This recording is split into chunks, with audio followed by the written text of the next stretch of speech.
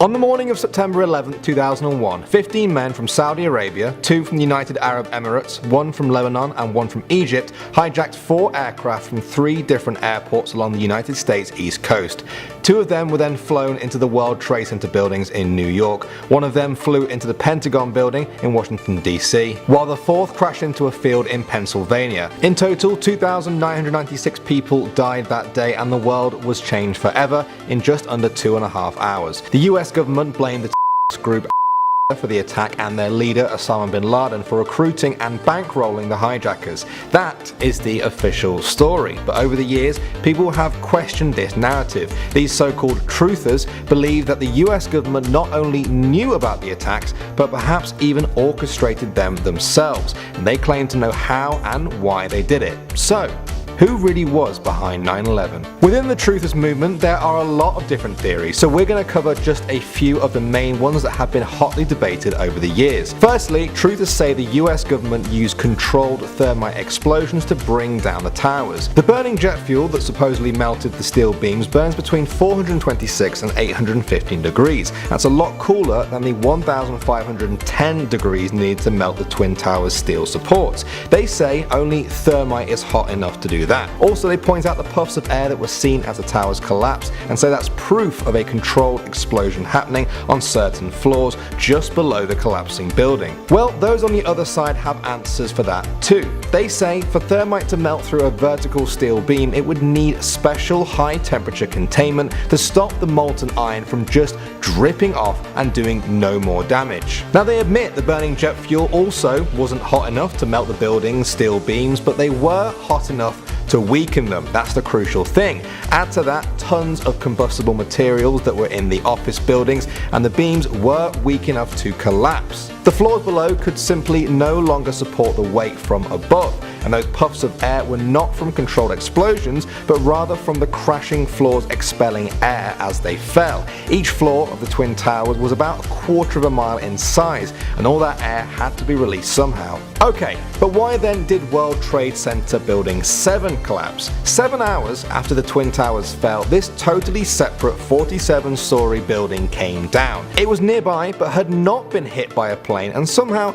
still managed to collapse into its own footprint 7 hours later. Again, the truthers believe thermite was to blame. They say that at one point it looked as if the building was in free fall as it came down, which shouldn't be possible as the building's support should have resisted and slowed down the collapse. So how could this have happened unless it was through controlled demolition? Well, the official story is that yes, World Trade Center Building 7 was not hit by a plane, but it was hit by a 110-story skyscraper as it collapsed, one of the Twin Towers. This sparked severe fires for hours in the building that weakened a critical support column inside. The fires were very fierce and went unchecked by firefighters for hours and hours, eventually weakening more and more exterior metal beams until the floors began to cave in, causing the collapse. But still, why were they in free fall for those seconds? Well, it actually happened in 3 stages. The first stage, the building began to buckle and only fell a few feet because the columns were starting to break. Then, with no columns to hold up those floors, they began to free fall for 8 stories. Eventually though, they did slow to below free fall speed as they collapsed into non-buckled structures at the bottom of the building. Other truthers then ask, why did the Air Force not take down the planes beforehand? The government's NORAD system should have issued a stand down order to the planes as soon as they veered off course. If they failed to respond, they should have surely been shot down. Well, NORAD didn't actually track commercial planes before 9/11. That was the job of the nation's air traffic control teams. Unfortunately, the hijackers had ripped off the transponders on the planes, which made it difficult to locate them. By the time air traffic control had alerted NORAD of the missing planes and fighter jets had been scrambled, one of the planes had already hit the towers and the fighters got nowhere near the rest of them. But regardless of what stance you take, whether you think that planes and jet fuel brought the towers down or that it was a government staged attack with a controlled thermite explosion, the question still remains, why? Why would a government supposedly kill almost 3,000 people and then blame it on a group. Truthers claim it was used by the US government to justify things like the Patriot Act. Now this came into effect 13 days after the attack and was aimed at strengthening security and the power of law enforcement agencies. But truthers claim that it didn't do that. Instead, it was used to take away people's personal freedom and give the government more power to control the population. They also think it was what's known as a false flag attack. After 9/11, the US government had popular support to go to war in the Middle East and pretty much do what they wanted to do. They say this involved taking out those who opposed them and getting their hands on oil, and anyone who objected to any of this was deemed un-American. Now while there are many issues with the legitimacy and conduct of the wars that happened in Afghanistan and Iraq, would the US government have killed their own to justify them happening? That is the question. Since the 9/11 attacks, there have been countless Al-Qaeda operatives out there who have claimed responsibility for the attack, even Osama bin Laden himself on a number of occasions. Many people believe that the government would not only have been crazy to do this, but that the information almost certainly would have leaked out somehow. Could a country that has seen so many political leaks in its history be able to suppress the most insane, devastating and hardest to contain information of all time? There are still people to this day on both sides of the fence about whether the US government would actually do this to itself to justify the wars and give itself increased powers. So, was the government lying? Were they capable of this both morally and technically? Does the evidence sway you one way or the other? Years on, it's still a hotly debated question because it makes people question their own trust in governments, in scientists, in history, and even themselves. For now though, the conventional story that 19 committed an unspeakable act of horror on that day is still the leading explanation.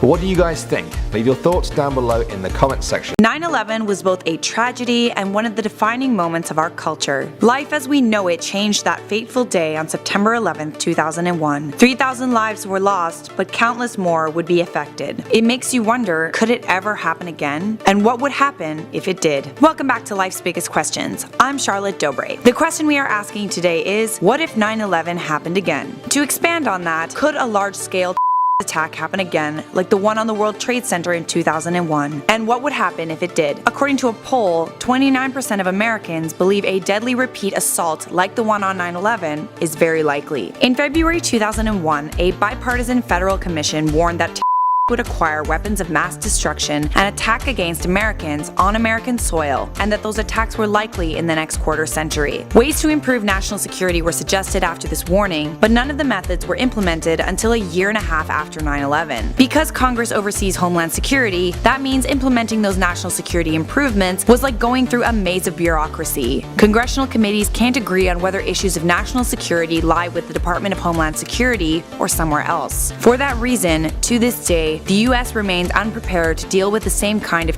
attacks that they were warned about before 9/11. The US federal government has taken steps to improve security at airports. Now, every large passenger plane in the United States has a cockpit door designed to withstand bullets and small explosives. Airport security measures have been tighter since 9/11, but not necessarily if you're on a private jet at a small airport. Experts warn that as time goes on without an attack, the biggest problem with security is that officials will begin to let their guard down. So then, what would happen if somehow, someway, another group of slipped through the cracks and hijacked another plane with the intention of bombing US landmarks like the Freedom Tower? Never say never. If an attack like 9/11 happened again, we would see much of the same response that we saw in 2001. People would be shocked, they would grieve, everyone would wonder, how could history have repeated itself? One of the main differences would have been our society's current link to technology. If 9/11 happened again, everything would be documented by the victims. Perhaps many would live stream being trapped inside burning buildings. They would post pictures and accounts of what was happening. Images and videos would flood our feeds, and they would be graphic and disturbing. But despite the gruesome details social media would provide, it would also be extremely helpful in providing evidence to engineers and officials investigating the tragedy. Social media would have painted a clearer picture of the attack. YouTube didn't exist in 2001 when the planes hit the Twin Towers. If another large-scale attack were to happen again, YouTube would be the place where the conspiracy theories would start, as it always is. It would be the biggest news story of the year. The media would amp up the fear-mongering to levels we have not seen in recent history. Many would blame the acting president for not doing enough, and they would also blame whoever voted for him or her. The acting president would have regarded another attack as an act of war, so subsequently would have responded by directing attention at whomever was to blame. But as we saw with the case of George W. Bush, the attention could have been directed elsewhere. After 9/11, the concern didn't only lie with bringing those responsible to justice. The American government targeted Iraq and war criminal Saddam Hussein. George W. Bush admitted himself that Saddam Hussein had no hand in the 9/11 attacks, but he asked Americans to support a war in Iraq that he said was the defining struggle of our age. If a similar attack would happen again, who knows what chain of events would have begun, or how the US would have responded. One thing is for certain, after 9/11, we saw a surge in patriotism in the USA. If another large-scale attack were to occur again, the American people would do what's necessary to get the bad guys and rebuild infrastructure. They would have signed up to fight, they would have paid higher taxes, all in the name of liberty and freedom. The chances of another large-scale terrorist attack on US soil like the one on 9/11 are unlikely. US borders, however, are still not as tight as they could be. Air and sea cargo is still not fully screened, and there's little security on passenger rail systems. Still, your chances of dying from a attack is so thin, it's more likely to die from getting struck by lightning. Cyber however, is a growing concern. According to the FBI, cyber is any premeditated, politically motivated attack against information, computer systems, and data. Possible cyber targets could be critical public infrastructure like power plants, water treatment facilities. An attack on New York's transit system would result in mass chaos and death. 1 in 7 Americans believes the US government was involved in a conspiracy to stage the September 11th attacks on the World Trade Center, which killed almost 3,000 people. For the last 10 years, conspiracy theorists have claimed that 9/11 was part of a bigger conspiracy. There are over 3,000 books published on the 9/11 conspiracy theory. But does the evidence really check out? Welcome back to Life's Biggest Questions.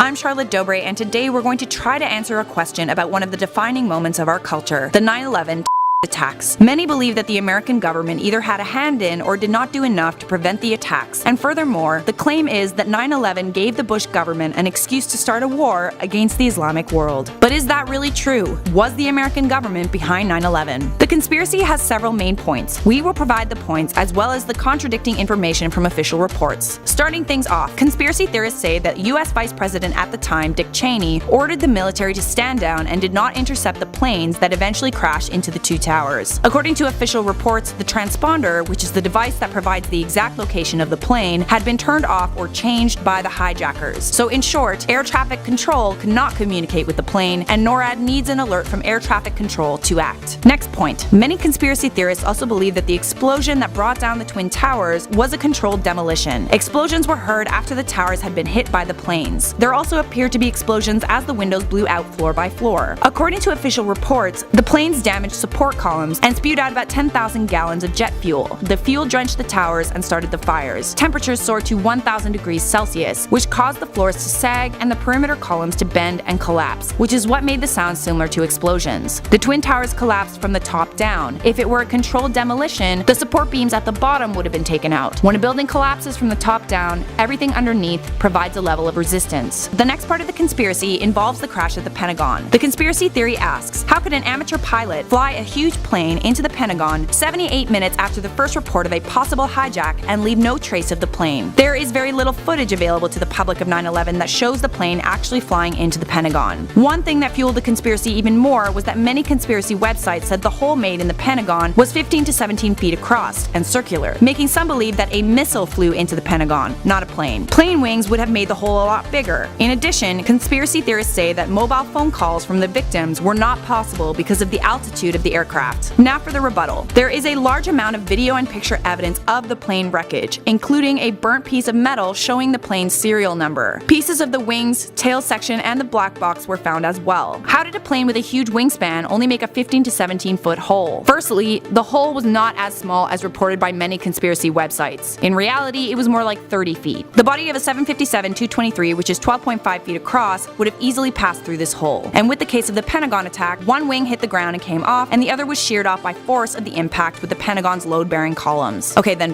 what about the phone calls? Phone records show that calls were made from the satellite phones that were fitted to the back of the aircraft seats. And lastly, the whole reasoning for this conspiracy theory is that people believe it gave the Bush administration the excuse they needed to start a war in Iraq. But the fact is, the US government does not need an excuse to start a war, let alone kill off 3,000 of its own people. Plus, is it really logical to believe that George W. Bush, a man who is regarded as one of the less intelligent presidents of the United States, is truly an evil mastermind that would orchestrate a plan like 9/11? Highly unlikely. Some of these theories stemmed from something as innocent as a reporting error on 9/11. Others are a result of cynical imaginations. The only way to confront these claims is with facts, which is exactly what we at Life's Biggest Questions provided to you today through research by the website Popular Mechanics, who assembled a team of 9 researchers and reporters who consulted over 70 professionals. The One World Trade Center, sometimes called Freedom Tower, replaced the Twin Towers that were destroyed during 9/11. It's 1,776 feet tall, and it's the most expensive office tower in the world, costing $4 billion. But it sits only a few yards from the same site that had been hit by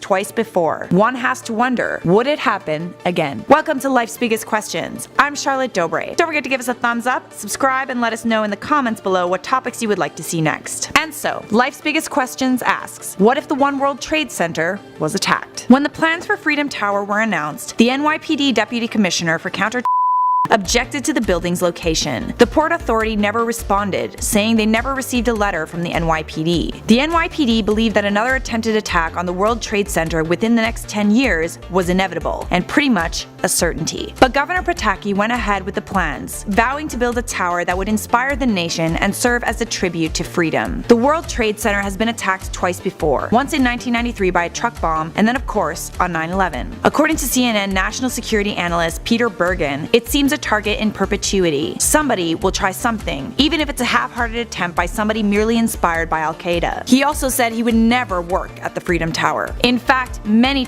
experts agree that sooner or later, Ground Zero will be targeted again. So now that you know that another attack on Ground Zero is inevitable, what will happen once it does? Will it be a catastrophic disaster like the one on 9/11? NYPD Commissioner Ray Kelly told 60 Minutes that if necessary, the NYPD could blow an airplane out of the sky, adding that the New York Police Department has lots of capabilities that you don't know about, and you won't know about. The World Trade Center has its own precinct, staffed by 600 police officers, all experts in counter.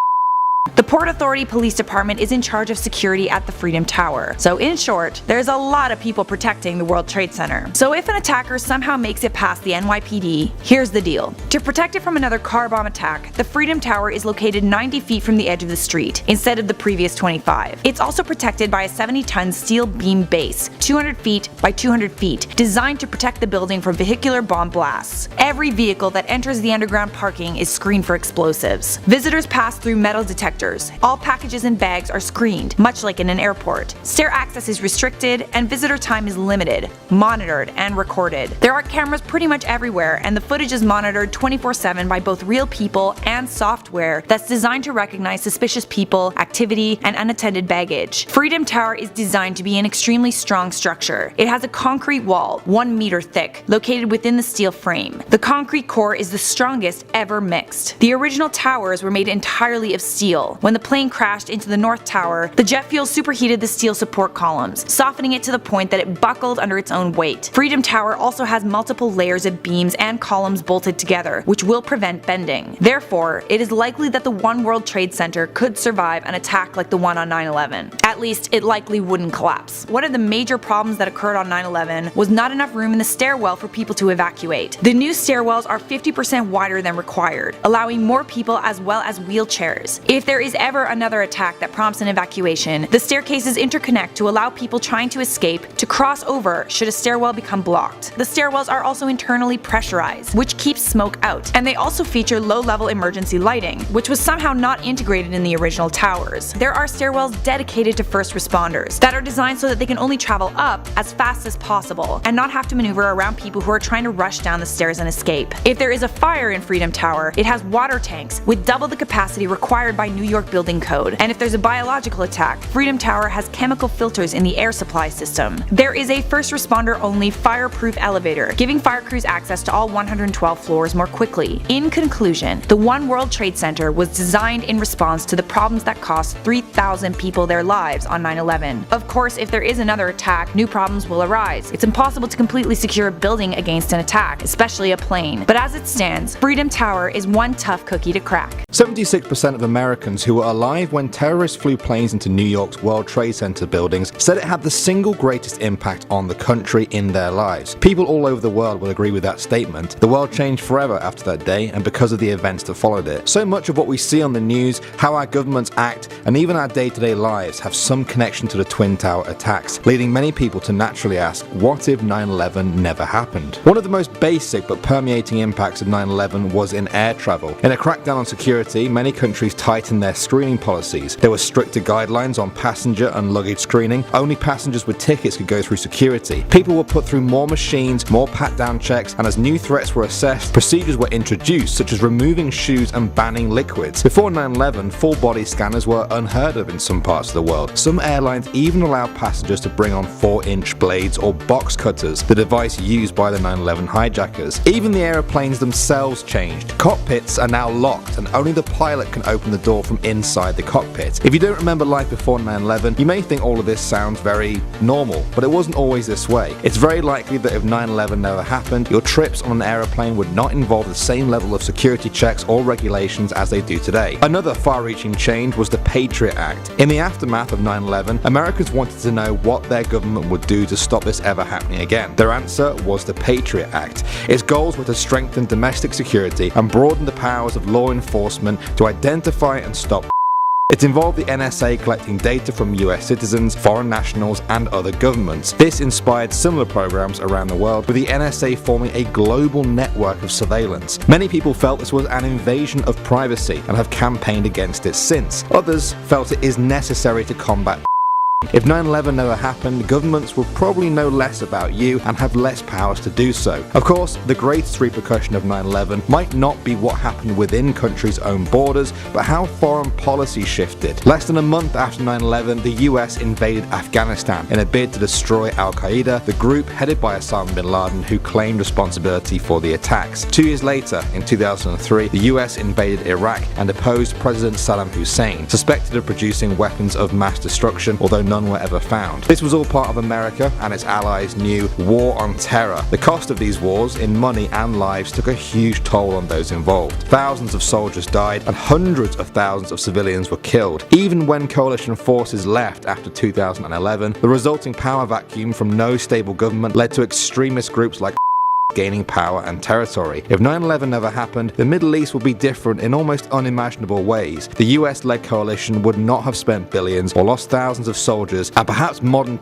groups such as would never have been born. In many ways, these speculations are made a lot more difficult due to the butterfly effect. If one small act not happening can have huge consequences further down the line, then what impact would a huge act like 9/11 not happening mean for the world? One thing we can be sure about is things will be very different for most of you watching this video. The difficult part is always answering how. Hopefully, our conversations on airline security, government surveillance, and the war on terror has given you some food for thought.